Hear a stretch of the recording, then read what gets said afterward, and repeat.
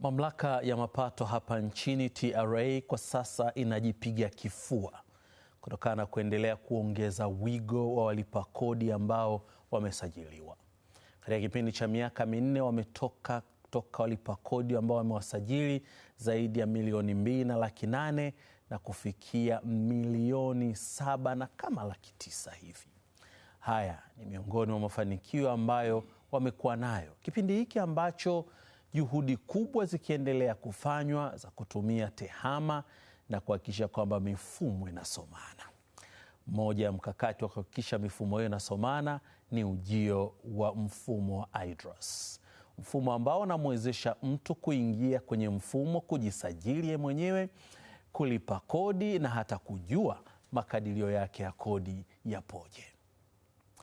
Kwa sasa habari ya mjini imekuwa ni mfumo wa IDRAS ambao ulipitia changamoto kidogo, lakini TRA wenyewe wanasema wanaamini mambo yataendelea kuwa mazuri kupitia mfumo huo. Yangu matumaini ya kwamba siku yako imekwenda salama salmin. Ndivyo ambavyo ninakualika kwenye uchanganuzi hii leo. Naitwa Nurdin Selemani. Tutapiga darubini mafanikio ambayo TRA wamekuwa nayo ya kuongeza wigo walipa kodi. Nini kipo nyuma yake kilichofanya msukumo huu mkubwa? Lakini hii mifumo ambayo inaletwa, tija yake ni nini, hasa kwa nchi ambayo inaendelea kupiga hatua ikielekea malengo yake ya kuhakikisha kwamba inaondoka kwenye ukusanyaji wa wastani wa trilioni 2 kadhaa kwa kila mwezi na kwenda mbele zaidi na hata kufikia trilioni 3 na trilioni 4. Studio tumemwalika Kanuda Buluba. Yeye ni afisa usimamizi wa kodi kutoka TRA, lakini pia ni meneja wa mradi wa mabadiliko ya mfumo jumuishi wa usimamizi wa mapato ya ndani IDRAS. Karibu sana. Asante. Kwema? Safi kabisa. Mambo yanakwenda? Mazuri. TRA mnatunyima nini huko? TRA tunasonga mbele kwa kasi kubwa sana. Na mfumo wetu wa IDRAS. Tuanzie kwenye hii kwanza ya wigo kuongezeka. Takwimu zimeonekana watu wengi wameshtuka kidogo. Kumbe mambo ni mazuri. Nini ambacho kipo nyuma kutoka pale ambako tulikuwa tumesita ama tumekwama kwa muda mrefu kwenye kusajili walipa kodi, na sasa tunaona takwimu zinatupeleka kwenye nchi ya ahadi? Kilichoongezeka ni vitu vingi. TRA hatuishiwi mikakati. Tunaendelea na kusimamia na kutekeleza mikakati yetu ambayo tumejiwekea kwa ajili ya jambo hilo. Kilichoongezeka sana sana ni ushirikishwaji wa wananchi. Wananchi tunafanya ushirikishwaji wa hali ya juu na wananchi wanaitikia kuingia kwenye huo unaoitwa wigo wa kodi kwenye eneo la usajili. Lakini vile vile miaka hii unayoiona hii minne, kulikuwa na maelekezo kwamba hata waajiriwa nao ni walipa kodi. Okay. Sisi waajiriwa kabla ya hapo ilikuwa ni tunalipa kupitia kwa mwajiri. Ni mwajiri yeye, namba yake ndo inahusika kukusanya kodi zote za waajiriwa, halafu yeye ndo analipa kwenye TIN namba yake. Lakini kwenye kipindi hiki tuliweka msisitizo kwamba waajiriwa nao watambulike kama sheria inavyowatambua kwamba nao ni walipa kodi. Kwa hiyo nayo ikafanya namba iongezeke na waajiriwa wengi wakajitokeza kwenye eneo hilo, hata wale ambao hawakuwepo kwenye wigo kupitia kwa mwajiri. Na hiyo kwa kweli Nurdin imetusaidia sana kwenye matumizi ya IDRAS sasa hivi. Kabla ya hapo kama nilivyosema, mwajiri alikuwa anakusanya hiyo kodi, analipa kwenye TIN namba yake na anaonekana kwenye mifumo yeye ndo mlipaji wa hiyo kodi. Lakini kiuhalisia sio yeye. Ni sisi waajiriwa. Lakini kwa mfumo huu wa IDRAS unaozungumza hapa, kuanzia IDRAS ilipoanza, mwajiri atakusanya hiyo kodi kama kawaida, kama anavyotakiwa na sheria. Akishakusanya hiyo kodi, akishailipa, inahamia kwenye TIN namba yangu mimi mwajiriwa. kwa maana kwamba sasa nitakuwa naona moja kwa moja ni mimi ndo nimeilipa hiyo kodi na wala sio mwajiri. Kwa hiyo mikakati ya kufikia hapa kwenye IDRAS ilikuwa ni maandalizi ya kuandaa wafanyakazi nao taarifa zao zisome kama zinavyosoma za waajiri. Okay. Kwa hiyo na mikakati mingine ya kuunganisha mifumo. Takumbuka kabla ya hapo miaka ya kuanzia 2020 kurudi nyuma hivi, ilikuwa mtu ukitaka kusajili TIN number lazima uende TRA. Yeah. Lakini kwenye miaka ya hivi karibuni tumeboresha mifumo yetu, tukafanya muunganiko wa kimfumo na NIDA, kwa maana kwamba ukiwa na namba ile ya NIDA, taarifa zako zilizoko kule NIDA ni zile zile ndo zinachukuliwa zinaingia kwenye mfumo wa TRA, unapata TIN number. Kwa hiyo tulirahisisha na tunaendelea kurahisisha mifumo yetu hii kwa ajili ya matumizi ya Watanzania. Hizo ndizo baadhi ya siri ambazo zimefanya hii idadi kupanda kwa kasi namna hiyo. Kwa maneno mengine Buluba, unasema kwamba maana yake labda kuanzia mwisho wa mwezi huu yule mfanyakazi ambaye alikuwa hajui kiwango chake ama anafahamu lakini haoni ule mchango wake wa moja kwa moja kwenye kodi ataanza kuona, na taarifa zitakuwa wazi kwamba fulani bini fulani umechangia kiwango kadhaa kwenye kodi. Haswa ndo lengo la mfumo wa IDRAS. IDRAS imeleta mapinduzi makubwa ambayo tukianza kuyaeleza hapa tutamaliza siku nzima. Lakini kwenye eneo hilo peke yake, waajiriwa sisi sasa na sisi tutatembea vifua mbele na kodi yetu ikionekana kwenye akaunti zetu kwamba tumelipa. Okay. Na endapo mwajiri amekukata lakini hajapeleka TRA, mara moja utagundua kwamba safari hii taarifa yangu huku TRA haijaonekana na vitu vya namna hiyo. Kwa hiyo eneo hili limekuwa ni moja ya maoni makubwa sana kutoka kwa wadau wetu kwamba bana, waajiriwa na sisi ni walipa kodi. Na kwa kweli kwenye mfumo huu wa IDRAS tumetekeleza hilo. Okay. Yeah. Kwa hiyo manake, kwa maneno mengine Buluba, unasema tulikuwa tunaona tuna wigo mdogo walipa kodi kwa sababu hao wengine walikuwa wakibebwa kwenye blanket moja kubwa la mwajiri. Ni kweli. Ni kweli. Na wale wengine ambao sasa sio waajiriwa lakini wanalipa kodi labda kwa kununua bidhaa na vitu vingine vya namna hiyo, hawa wanakuwa kundi gani? Nchi yetu ina utaratibu wa namna mbili kubwa za kulipa kodi. Wapo waliosajiliwa na kuwa na TIN number. Hao tunaowasema milioni 7 na kuelekea milioni 8. Lakini wako walipa kodi wengine wengi, wananchi wote tuko kwenye kundi hili la walaji wa huduma na walaji wa bidhaa.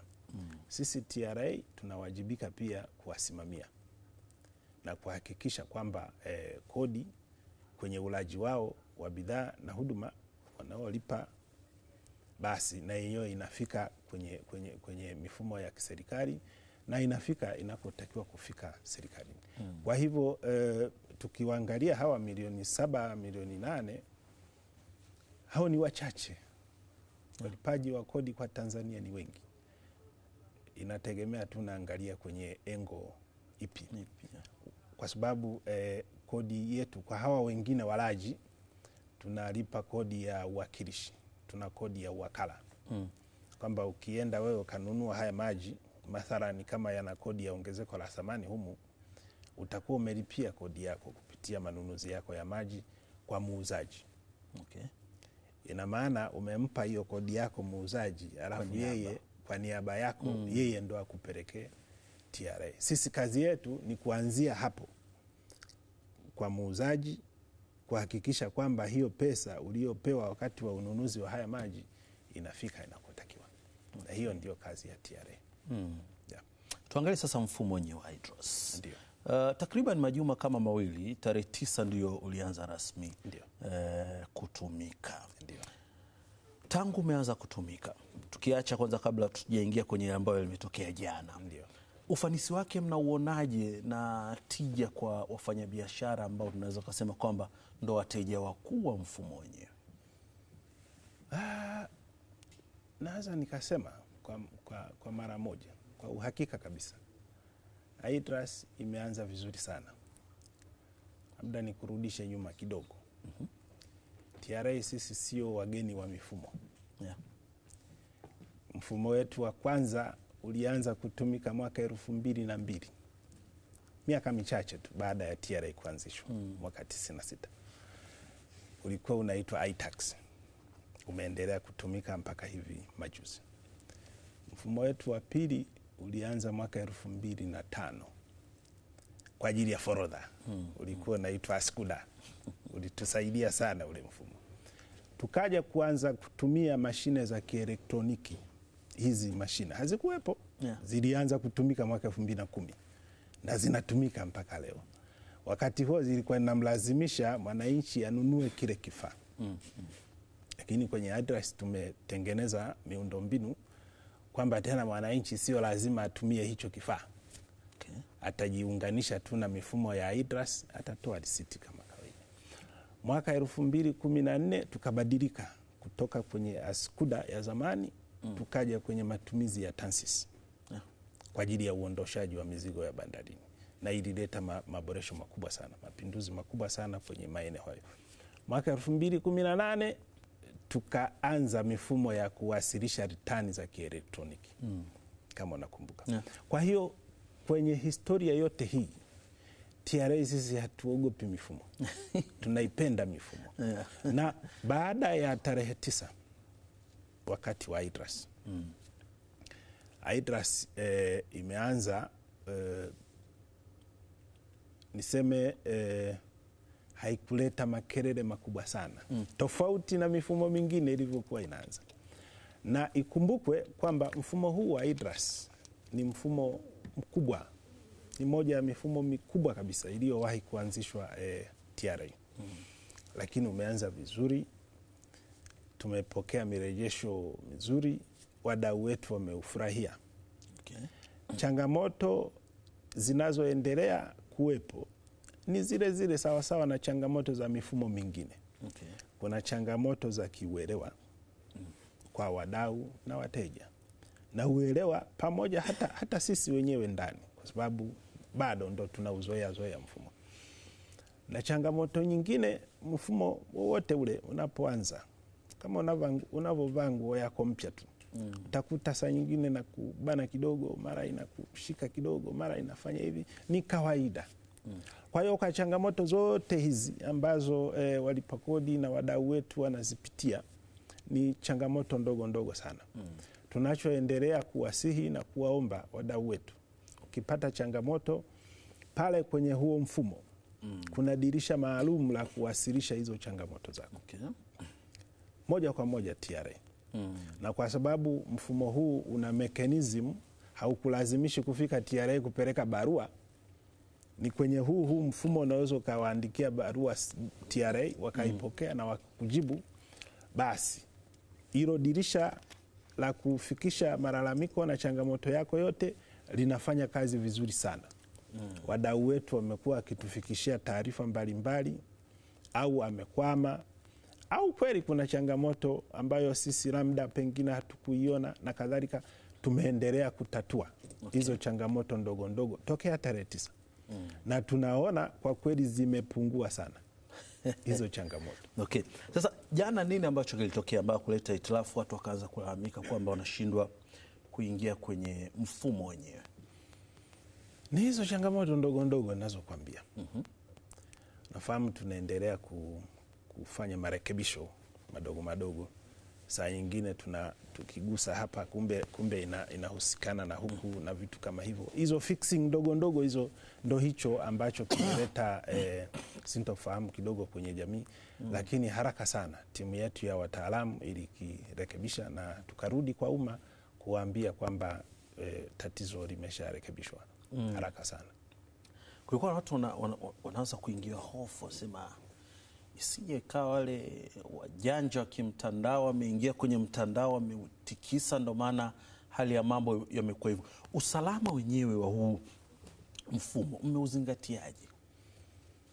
Unafahamu Nuruddin, TRA ni taasisi ya serikali, taasisi ya umma. Kila inapoanzisha jambo lake, mifumo ya serikali inahusika kwa asilimia zote. Kwa hiyo mambo ya usalama wa taarifa, mambo ya usalama wa mfumo yamezingatiwa kwa kiwango cha hali ya juu sana. Kwa hiyo tunawaondoa wasiwasi watumiaji na wananchi kwa ujumla kwamba wasiwe na shaka yoyote. Mfumo uko safi, mfumo uko salama. Tunachoendelea kusisitiza, ukipata changamoto yoyote ile ya kiuelewa au kweli umekutana na jambo ni tatizo kweli la kimfumo, utumie hizo mekanizmu ambazo zimewekwa kwenye mfumo pale, au upige simu. Kwenye miito yetu ya simu tunapokea na tunasaidia wananchi, wanaendelea kunufaika na matumizi ya mfumo huu. Iwapo kuna mtu alipaswa kulipa Ndio kitu jana kwenye mfumo na ilikuwa ni deadline, ikashindikana, si kwa sababu ya uzembe wake, ni jambo la mfumo. Watu kama hawa mmewatazama kwa jicho gani baada ya kuona kwamba kulikuwa kuna shida imetatulika na mambo yamerejea? Sababu wafanyabiashara huwa wanaogopa sana mambo ya penalty na mambo ya mekanizmu zote hizo nazosema zimezingatiwa kwa mfumo. Kama itabainika kwamba changamoto ilikuwa ni kwetu, hiyo penalty haitakuwepo. Okay. Na hiyo mekanizmu yote, miundombinu yote hiyo imewekwa kwenye mfumo wenyewe. Kwa hiyo tunaendelea kuwahakikishia wananchi na watumiaji wa mfumo huu wa IDRAS wasiwe na shaka yote, waendelee kuchapa kazi zao, wasiwe na haja ya kutembelea ofisi za TRA tena, waendelee kutumia chombo hiki kipya na waendelee kulipa kodi kwa ajili ya manufaa ya nchi yao. Kuna ile jambo ambalo lilikuwa naelezwa mwanzoni, ndio kwamba ujio wa IDRAS maanake ulivunja ile mifumo yote mingine, na sasa umebaki mfumo huu ambao malengo makuu ya TRA ni kuhakikisha mwisho wa siku iunganishe taasisi zaidi ya 300 kwa umoja wake. Ndio. Katika dunia ambayo teknolojia inashika kasi, lakini pia kuna wadukuzi na wale watu ambao wanafanya tafrani huko mitandaoni wakati mwingine. Licha kwamba kila jambo lote linavyokuwa imara, na wale wengine na wenyewe wanabuni mambo yao ya uimara zaidi katika kuleta tafrani zao kwenye maeneo kama haya. Mmewahi kufikiri kwamba iwapo chochote kitokea kuna mbadala wake, ili kama nchi isije kajikuta imestaki kwanza labda kwa siku nzima inashindwa kufanya hali ya mambo, na tukaanza kusema kwamba tumepata hasara ya kiwango kadhaa kwa sababu ya 1, 2, 3? TRA katika kila jambo tuna mpango wa dharura. Okay. Katika kila jambo. Kwa hiyo tumejipanga vizuri sana. Unaweza ukaona juzi hapa wakati baadhi ya ofisi zetu zimepata changamoto ya kuungua. Uliona tulitumia muda kiasi gani kurudi kwenye hali yetu ya kawaida. Kwa hivyo TRA sisi tuna mpango wa dharura kwenye jambo. Hata kwenye mifumo hii tuna mipango ya dharura madhubuti kabisa. Kwa hiyo hakuna shaka yote. Kwa hiyo wafanyabiashara wasiwe na hofu ya aina yoyote. Wasiwe na hofu wala wasiwasi wowote ule. Waendelee kutumia mfumo wa IDRAS, na endapo kuna changamoto yoyote tunazidi kusisitiza, kwa sababu mfumo ni mpya na ni mkubwa. Unafahamu, kabla ya hapo mfumo huu umekuja kuchukua matumizi ya mifumo mingine midogo midogo tuliyokuwa tunatumia. Okay. Yote matumizi yake sasa yamehamishiwa kwenye mfumo mmoja. Kiasi cha kwamba mfano kama mlipa kodi anataka kujisajili, kabla ya hapo kulikuwa na mfumo wake wa usajili. Akitaka kufanya masuala ya magari kwa mfano, kulikuwa na mfumo wake wa masuala ya magari. Masuala ya leseni kulikuwa na mfumo wake kwa ajili ya leseni. Masuala ya marejesho ya kodi kulikuwa na mfumo wake. Masuala ya misamaha kulikuwa na. Kwa hiyo hizo taratibu zote zimeunganishwa sasa, zimewekwa kwenye jukwaa hili na jukwaa hilo linampa uwezo mlipa kodi kujihudumia mwenyewe kwenye kila aina ya huduma anayohitaji yeye mwenyewe. Okay. Kabla ya hapo kulikuwa na baadhi ya huduma hawezi kufanya mwenyewe, lazima ende TRA. Lakini sasa hivi hakuna huduma ambayo hawezi kufanya mwenyewe, kila kitu anafanya mwenyewe. Na akishapeleka kwa mfano barua TRA kwenye mfumo, anaweza kuifuatilia, sasa barua yangu sasa hivi imemfikia nani TRA, na ina hatua gani, na lini wananijibu. Okay. Kwa hivyo anaweza tu kufuatilia kwa namna hiyo, au kutuma reminder, ukumbusho wa barua, bana barua yangu mbona hamuijibu. Kupitia hivi tulivyokaa hivi ofisini kwako ama nyumbani ama wapi, unaweza ukawasiliana na TRA masaa 24 kwa siku. Okay. Yeah. Mwanzoni wakati tunaelezea ile ongezeko la walipa kodi hawa, uliwaelezea kwamba walipa kodi ambao wamesajiliwa. Ndio.